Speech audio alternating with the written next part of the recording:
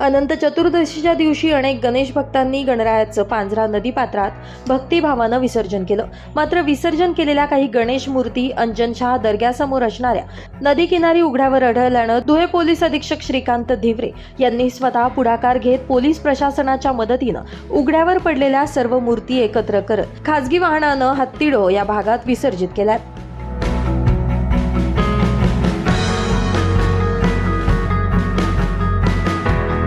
अनोखा उपक्रम पोलीस दलाने इनिशिएट केलेला आहे।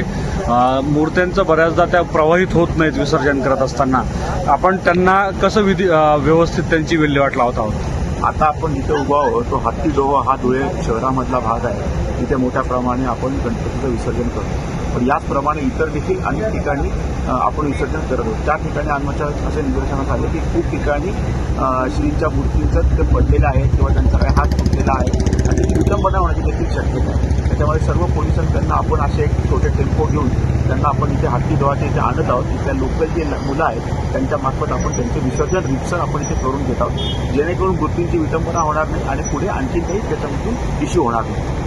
सर, आतापर्यंत जवळपास किती मूर्त्या विधिवत पद्धतीने त्यांना विसर्जित करण्यात आल्या आहेत? आतापर्यंत आपण 4 टेम्पो इथे आलेले आहेत आणि 250 ते 300 पर्यंतच्या मूर्त्या आपण इथे हत्ती डोहाच्या इथे विसर्जन केले आहेत। विटंबना टाळण्यासाठीच या उघड्यावर पडलेल्या गणेश मूर्ती विसर्जन केल्याची माहिती पोलीस अधीक्षकांकडून देण्यात आली।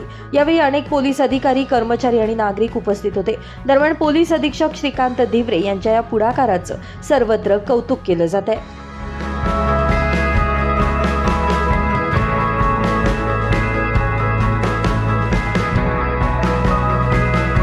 ब्युरो रिपोर्ट, आपला खबऱ्या न्यूज, धुळे।